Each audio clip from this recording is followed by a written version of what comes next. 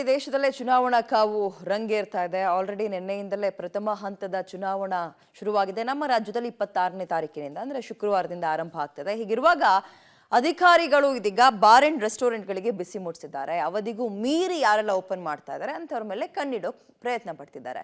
ಹಾಗಾದ್ರೆ ಹೇಗಿದೆ ಇವರ ಕಾರ್ಯಾಚರಣೆ ನೋಡ್ತಾ ಹೋಗೋಣ. ಬಾರ್ ಅಂಡ್ ರೆಸ್ಟೋರೆಂಟ್ಗಳಿಗೆ ಬಿಸಿ ಮುಟ್ಟಿಸಿದ ಚುನಾವಣಾಧಿಕಾರಿಗಳು. 1000ಕ್ಕೂ ಹೆಚ್ಚು ಬಾರ್ ಮತ್ತು ರೆಸ್ಟೋರೆಂಟ್ಗಳಿಗೆ ನೋಟಿಸ್, ದಂಡಾಸ್ತ್ರ.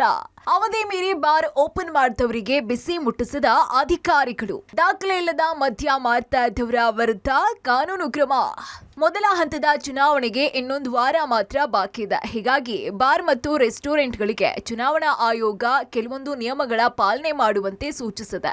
ಅದನ್ನ ಚುನಾವಣಾಧಿಕಾರಿಗಳು ಮಾನಿಟರ್ ಮಾಡ್ತಿದ್ದಾರೆ. ಇದೇ ರೀತಿ ಬೆಂಗಳೂರು ನಗರದಲ್ಲಿ ಬಾರ್ ಮತ್ತು ರೆಸ್ಟೋರೆಂಟ್ಗಳು ಎಂಆರ್ಪಿಗಳು ನಿಯಮವನ್ನ ಮೀರ್ತಾ ಇವೆ. ಚುನಾವಣಾಧಿಕಾರಿಗಳು ನೀಡಿರೋ ಅವಧಿ ಮುಗಿದ್ರೂ ಕೂಡ ಬಾರ್ ಓಪನ್ ಮಾಡಿ ವ್ಯಾಪಾರ ವ್ಯವಹಾರ ಮಾಡ್ತಿದ್ದಾರೆ. ನಿಯಮದ ವಿರುದ್ಧವಾಗಿ ನಡ್ಕೊಳ್ತಾ ಇದ್ದಾರೆ. ಹೀಗಾಗಿ ಜಿಲ್ಲಾ ಚುನಾವಣಾಧಿಕಾರಿಗಳು 1000ಕ್ಕೂ ಹೆಚ್ಚು ಕೇಸ್ ದಾಖಲಿಸಿಕೊಂಡು ಬಾರ್ ಮತ್ತು ರೆಸ್ಟೋರೆಂಟ್ಗಳಿಗೆ ನೋಟಿಸ್ ನೀಡಿದ್ದಾರೆ ಅಂತ ಹೇಳಲಾಗ್ತಾ ಇದೆ.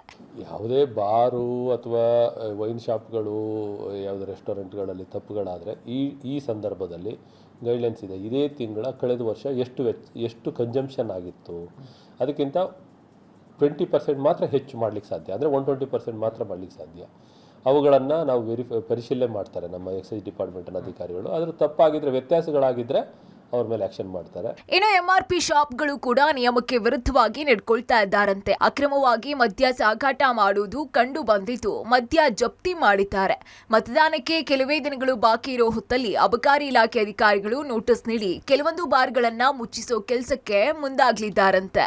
ಸಾಗಾಣಿಕೆ ಅನುಮತಿ ಇಲ್ಲದೆ ಸಾಗಾಣಿಕೆ ಮಾಡ್ತಾ ಇದ್ರೆ ಅಥವಾ ಅವಧಿಗಿಂತ ಹೆಚ್ಚು ಹೊತ್ತು ಅದನ್ನು ಡ್ರಿಂಕ್ಸ್ ಮಾಡಲಿಕ್ಕೆ ಅಲ್ಲಿ ಓಪನ್ ಮಾಡಿರುವಂಥದ್ದು, ಕೆಲವನ್ನ ಹೀಗೆ ಪಬ್ಲಿಕ್ ಪ್ಲೇಸಲ್ಲಿ ಮಾಡಬಾರ್ದು ಅಂತ ಮಾಡ್ತಾ ಇದ್ದರೆ, ಇವೆಲ್ಲವೂ ಕೂಡ ಸುಮಾರು 1139 ಐ ಥಿಂಕ್ 139 ಕೇಸ್ಗಳನ್ನು ನಾವು ಈಗಾಗಲೇ ದಾಖಲು ಮಾಡಿದ್ದೇವೆ.